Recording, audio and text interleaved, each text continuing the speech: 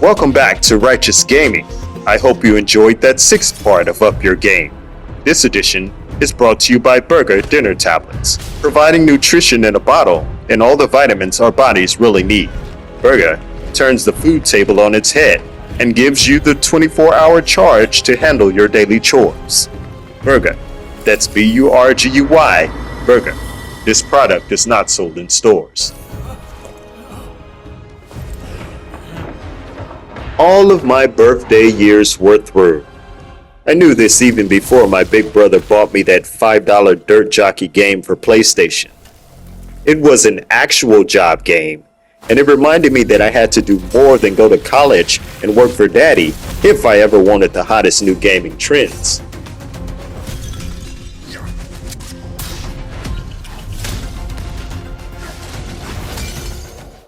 So who wanted a PS2 right after playing PlayStation? I know that I did. The Emotion Engine, for one. More movie quality games like Metal Gear Solid 2 Sons of Liberty were on the way. More Final Fantasy, within-your-face 3D graphics like never before. Breaking the 64-bit barrier by 2 once again for a smoking 128-bit infrastructure. But the hype was so big for PS2 that people would camp in front of the game stores before the system even launched, just to make sure that they got one. October 26, 2000 would mark the PlayStation as a brand of high demand. I didn't believe what I saw on the news. The console that I thought only 5 years ago to be a shadow of Nintendo and Sega was now being waited for in the cold of the year by hundreds of people. The news reported that many stores were sold out of PS2s, but I absolutely didn't believe it true that Sony had sold out of every one of their units in one day. I read about the PS2's competition, which was already released on 9/9/99. The Sega Dreamcast was available a year before the PlayStation, and did not perform sales-wise as expected. But I wondered that if the Dreamcast was fated to lose versus PS2, then why wouldn't Sony release more of what gamers were clearly looking forward to?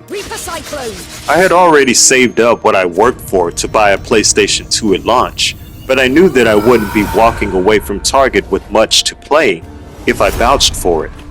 To my dismay, Target was sold out of PS2s, and the console with the orange swirl was my only preferable option. The Dreamcast price was a bargain for its value. To match the demand of the PS2, its $1999 price was reduced from $199 to $149, so I was able to get something to play with the purchase. I was satisfied with what I bought, even though I really wanted a PlayStation 2. I think the Dreamcast looks good out of box. I think it's the finest looking console in gaming history.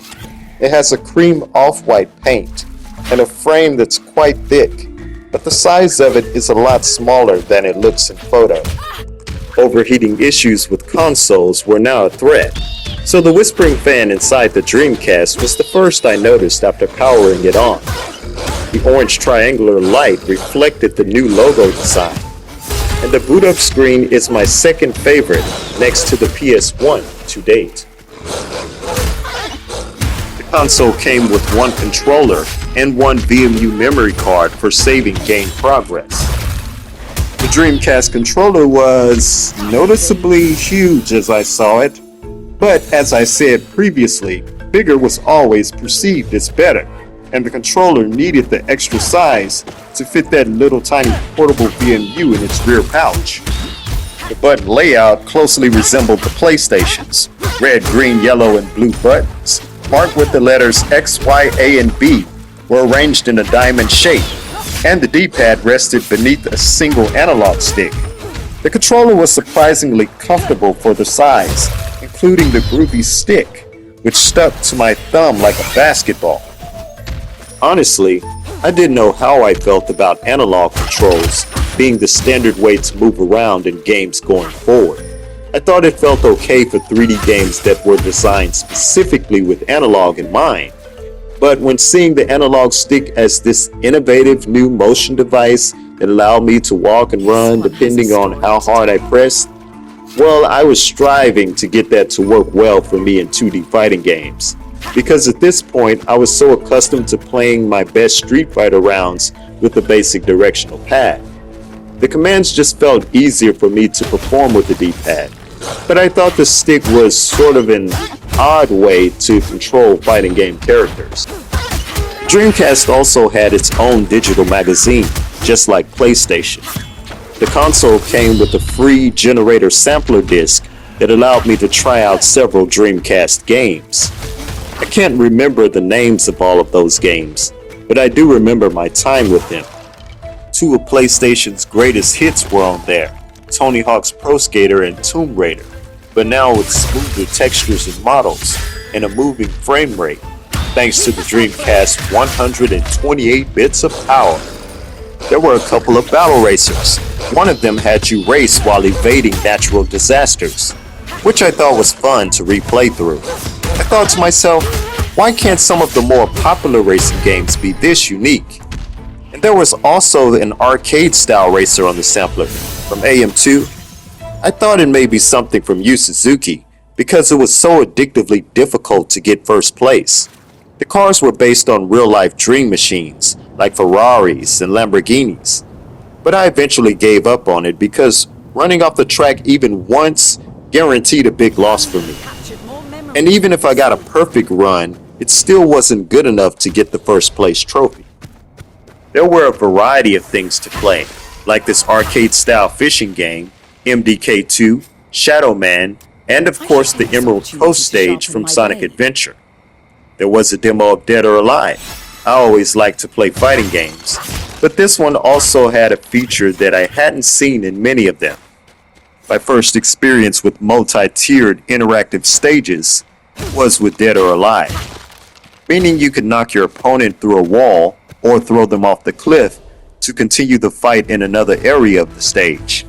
The concept has been used moderately in some other fighting game that I no longer remember, but it's something that would have been great for Mortal Kombat 5, which turned out to be more inspired by Soul Calibur or Weapon Lore. By the way, I really like that Max Steel demo. I wonder how I can play that again. Anyway, speaking of Soul Calibur, it's time to get into the games that I actually owned on Dreamcast. As you can see, I didn't have very many of them, which is a shame because it really shouldn't have been that way. But after getting my PlayStation 2, I didn't know what I wanted from the Dreamcast anymore. Might have even seemed natural to have Virtua Fighter as my fighting game of choice, since it is the official fighting brand from Sega. I remember when I first saw Virtua Fighter at the arcade and being blown away by the size of the screen and the flow of 3D animation. Even though the character models were basically polygons, I could look past it and see a concept of fight simulation that was attractive by its realistic fight moves, rather than spinning bird kicks and kunai chains being launched from the character's palm. Of course, the price to play the game at the arcade was more than a couple quarters, so I only window watched it. Virtua Fighter should be closely compared to Namco's Tekken series and Soul Edge, but those fighters I think are still heavy on the fantasy side. Electronic Gaming Monthly had me convinced that Soul Calibur was the fighting game to get, having a perfect 10 out of 10 rating that praised the game's graphical improvements over the arcade version. They were right, and the first thing I noticed was the fluid motions, graceful physics of hair and fabric glowing in real time, and the epic music to back it all up. It became my favorite fighter of the generation. I practiced the complete moveset of the characters, just like I did in Tekken 2. But I became very fatigued from fighting games in the early 2000s, and Soul Calibur got me back into the grooves of the challenge, because the characters weren't a bag of superpowered question marks. Each of them had a style their own, very much similar to Street Fighter 2. I noticed how Street Fighter kept piling spin-offs on top of the series, which caused it to lose its sense of direction for me. I never even touched Street Fighter 3 because I couldn't understand why it was so inspired by the style of Street Fighter Alpha. And what the heck was that tall woman, Elena? Dalsim's daughter? I'm not interested. Oh yeah, and just to note, I was still playing a lot of my 32-bit PlayStation while I had my Dreamcast. One of my very favorites that I didn't get to mention in the PlayStation episodes was Tenchu Stealth Assassins. This game would fall into the category of Metal Gear Solid 5, but not as big, and Ninja Gaiden, with less resistance. Oh, and ultimately, nothing like Shadows Die Twice. Let's just keep that in mind. Alright, back on topic.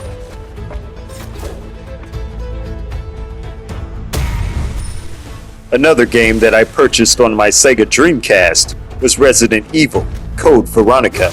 As of today, the game has been through some rough criticism, but to me, it was at least my second favorite Resident Evil, next to Resident Evil 2. The graphics were sharper, smoother frame rate, anti-aliasing, and I didn't think the voice dialogue was even halfway cheesy.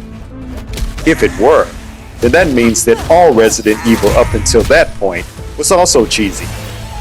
The neat thing about Dreamcast graphics were how polished the object lines were. This anti-aliasing feature made several games look more natural than even PS2 games, which continued its streak of jagged edges. The Dreamcast VMU, Visual Memory Unit, could be plugged into the controller to save data in save rooms, and the VMU's added LCD screen could be used to see Claire Redfield's health status. It's just unfortunate that the VMU didn't have a backlight, because it made it impossible to see anything at nighttime. The platform sequel starring the famous Hedgehog from the Sega Genesis also made use of the VMU display. Besides saving progress, I could see fun images of the characters from Sonic, or take it on the go for raising child creatures. I never made much use of the VMU feature, but who knows what wonderful things could have been presented with this mini Tiger electronic-esque device. If only the Dreamcast was not cancelled as soon as it was. As a game, Sonic remains Sega's best attempt at a 3D Sonic in my opinion. The feel of the speed is like the original game, and the music rocks so hard. And there were many characters to play as with their own sides to the story. But Sonic Adventure wasn't perfect. The camera would go off on its own sometimes, and I never understood why the characters fell through the floor so much. It was a strange bug that got very repetitive and oh so annoying. I would fall through the speed hoops with Sonic, and then when I played with Tails, I would fall through the top of the skyscrapers. It was so freaking bad. I let my nephews borrow my Dreamcast, and it was returned to me shattered beyond repair. This happened a long while after I got my PS2. My brother was like, yeah, they were fighting over the game. I wasn't happy about it, but they were young at the time, and my first thought was that maybe it was Sonic Adventure's occasional bugs that made them very ticked off, I guess. Start breaking things. Don't want to get in my bad books. All those who have I might be biting my tongue by saying this, but even with its speed-killing bugs, the Sonic Adventure concept is still Sega's best card to play, if they ever wanted to make a Sonic game in 3D.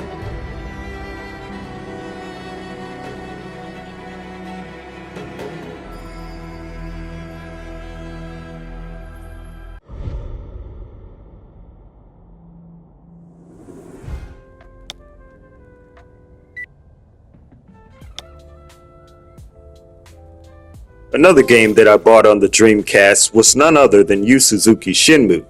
If anyone has followed my recordings, then you know that I have the entire series uploaded at this point. I cannot stop playing the first Shenmue. It had the best martial arts, and no game could touch its level of realism in its heyday. The day-nighttime system and city exploration made me feel as though I was really there, chatting with the NPCs, asking them questions, having meetings with people at specific times. I remember losing track of real-world time playing Shenmue and staying up late at night playing it.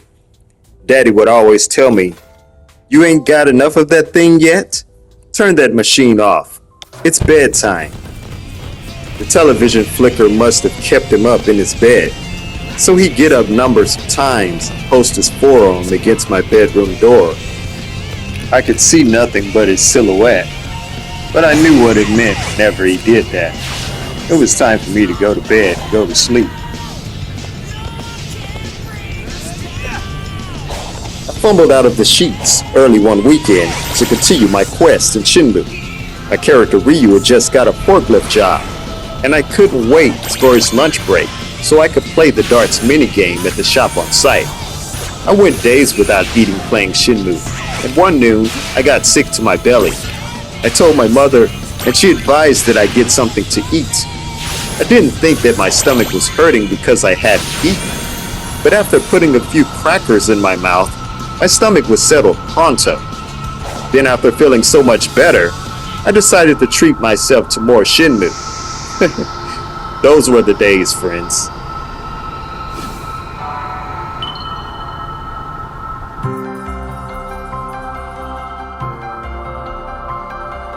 Sega Dreamcast was an incredible piece of technology that I never knew I wanted.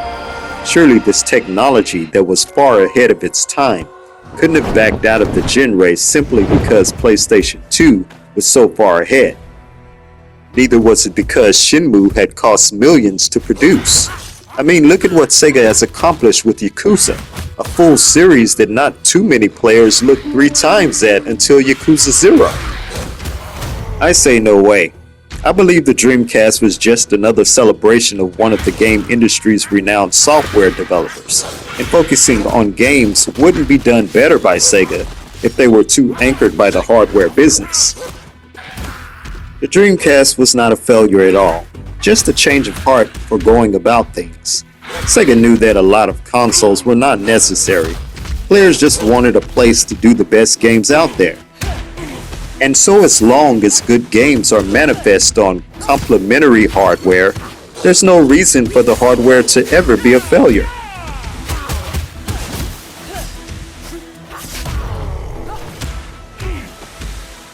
I'll end it here. I hope you guys have a lovely evening. I never expected this video to be as long as it was. See you later.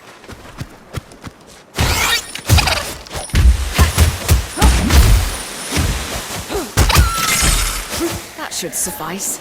Let's get out.